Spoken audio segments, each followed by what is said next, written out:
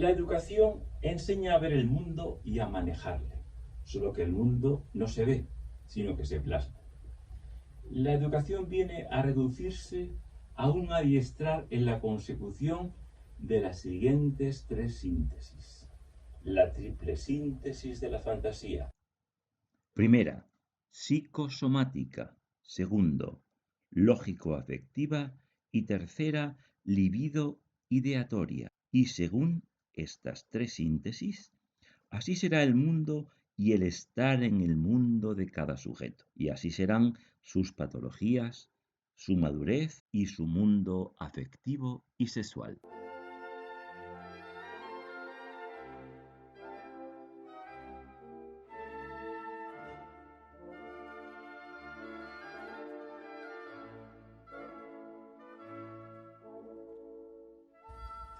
Los elementos que dispone la fantasía pueden distribuirse más o menos convencionalmente en las siguientes clases: objetos internos y fantasías, esquizoparanoides, partes discretas del cuerpo de los padres, persecutorias y gratificantes.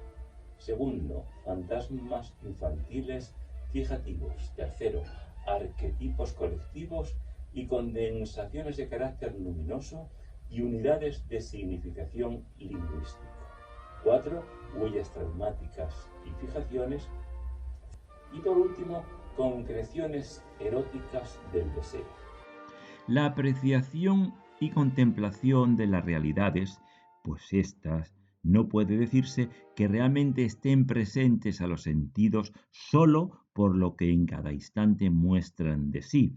Por ejemplo, la realidad de una ciudad no son sus calles y plazas ni el aspecto que presentan en un momento dado a un visitante, sino una serie de áreas más complejas, las menos de las cuales son sensorialmente perceptibles. La realidad de una persona no es su físico, sino su carácter, sus comportamientos y sus relaciones. E incluso la realidad de un cuadro no son sus colores, sino sus valores y los mensajes expresados en él. Pero esto ya no es sensible, y de esto proceden la mayoría de las paradojas del hombre.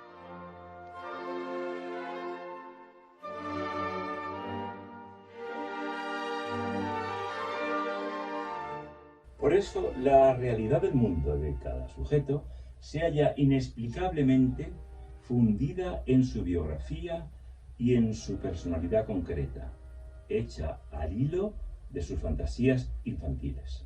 Y de ello proceden los puntos de vista irreconciliables entre sujetos, la irreductibilidad de las visiones del mundo y de las cosas y la imposibilidad de hallar una visión común y universal y, en definitiva, el derecho al error.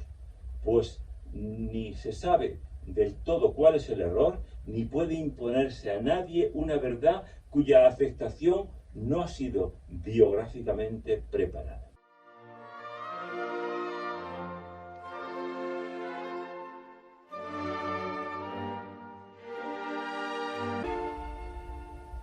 Melanie Klein trata de llegar a explotar la vida inconsciente infantil al límite máximo posible y construye un modelo de los objetos internos que serían los patrones primarios de toda relación posterior, previamente presentes en la intimidad psíquica antes que toda percepción del mundo real, como predisposiciones innatas a ulteriores investigaciones significacionales de objeto previas al lenguaje y a la percepción de realidades.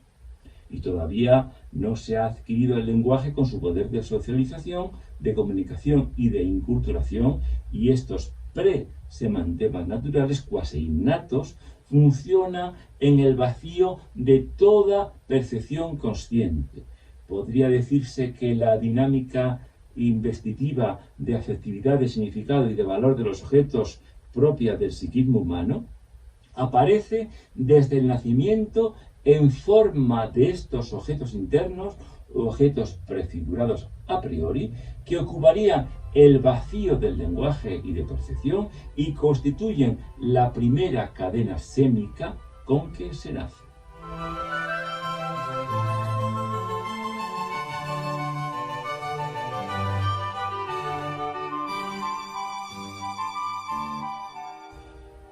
La intimidad humana nunca aparece como tabula rasa meramente perceptiva de emociones, como pensaron los clásicos, equivocados de medio a medio, sino que por su misma naturaleza se halla dispuesta a elaborar su experiencia internamente mediante categorías implantadas en ella por el lenguaje, los aprendizajes y la socialización. Pero cuando todavía faltan estos elementos adquiridos ya, hay sin embargo funcionando los primeros rudimentos innatos de los mismos desde el momento de nacer. Y estos son los objetos internos que operan en y desde el área de la fantasía. Afirma Melanie Klein que estos objetos internos se concretan como partes del cuerpo objetivadas naturalmente no del cuerpo del niño, sino de los otros, por tanto, atribuibles a los padres o personas más cercanas al niño, que todavía no les conoce, pero posee sistemas etológicos innatos de intercambio de señales con la madre, por ejemplo. Curiosamente, estas partes parecen ser casi todas de carácter sexual y genital. Pechos, vagina, pene, pero muy diversamente modulados en su significación. Pecho bueno y pecho malo, vagina dentada y devoradora, vagina acogedora y gratificante, pene persecutorio, penetrativo, pene perseguido y devorado por la vagina materna, pene pletórico, falo fecundador que promete abundancia de seguridad, pene agresivo, etc. Se ha discutido mucho la condición de Melanie Klein como sistema explicativo de la producción y fijaciones de la vida sexual posterior del sujeto. Pero lo que no nos cabe duda es que sus observaciones objetivas en la explotación del inconsciente infantil son ciertas. En las fantasías posteriores del adulto deteriorado se manifiestan no pocas veces tales objetos internos que también emergen de vez en cuando en los jóvenes de pacientes y que además explican perfectamente las fijaciones, las obsesiones y los miedos al otro sexo y las parafilias que perturban la vida sexual de los que nos consultan.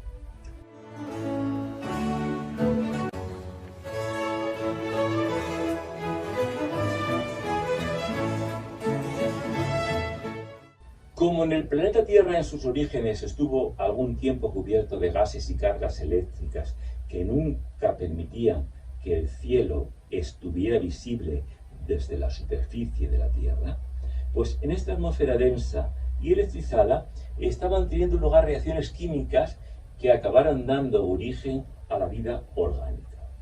Así, en el primer semestre de vida, se haya ocupado el ánimo del niño y su intimidad de cargas y descargas libidinales que van creando el juego de pulsiones, prefigurando los objetos del deseo y configurando las asociaciones básicas de la vida afectiva y sexual.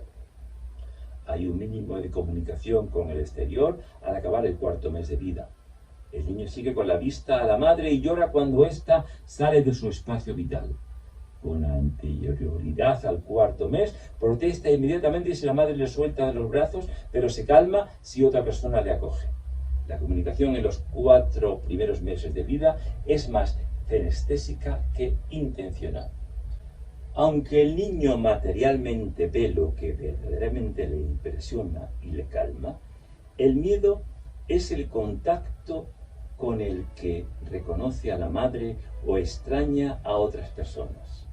Y estas anestesias, es decir, las sensaciones que percibe el propio cuerpo por sus propios vectores que se distribuyen por todo el cuerpo, tendones, músculos, aparato vestibular y articulaciones, que le dan información del dolor, hambre, deseo de evacuar intestino o vejiga. Pues estas anestesias van haciendo concretarse las afinidades del deseo.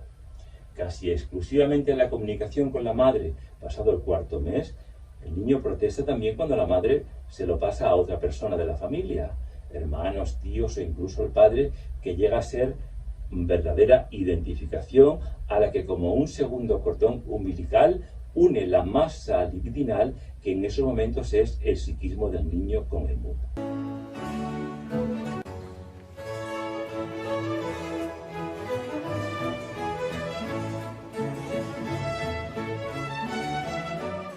A esta explicación no llega Freud, pero Melanie Klein explica el poder que la madre tiene en la organización psíquica del niño, la plasticidad de éste y la fácil perturbabilidad de percepción y de sus comportamientos. Si la madre no es capaz de comunicar al niño con su mundo, por él percibido por ella, incluso afectivamente sentido, con un mínimo de adecuación práctica, el predominio de la intensidad de los afectos positivos y negativos focalizados por aquellos objetos internos, incluso a pesar de la influencia organizativa de la madre y a veces causa de la desorganización supletoria que ésta añade, cuando ella misma no es capaz de percibir o de vivenciar la realidad adecuadamente, condiciona básicamente la conducta del futuro adulto, cuyas reacciones, dependencias, fijaciones y expectativas podrían aparecer irracionales a veces y serán tanto menos controlables cuanto más temprana sea su instauración en este periodo prelingüístico y, por lo tanto, sin posibilidad del suficiente distanciamiento objetivo. Así, la comunicación con el mundo real comprende tres instancias. 1. La libido. 2. Lenguaje o las palabras. Y 3. Los conceptos más o menos abstractos, a veces muy concretos, cada uno de los cuales produce un grado creciente de distanciamiento de la subjetividad respecto de las realidades externas. Naturalmente, cuando todavía no se ha planteado el lenguaje ni pueden todavía elaborarse conceptos, para lo cual son indispensables las cristalizaciones socializadoras del lenguaje. La asignación libidinal sola no produce ninguna distancia entre la intimidad y las cosas, sino todo lo contrario, las introyecta y funde con la intimidad emocional y con la fantasía libidinizada. Se dice tradicionalmente que el primer comportamiento del hombre al nacer es llorar. Ahora podemos afirmar que el primer estado del hombre al existir es temer. Y si no fuera por los apoyos sociales y la colonización lingüística contextual de su desarrollo, el hombre seguiría viviendo en el miedo.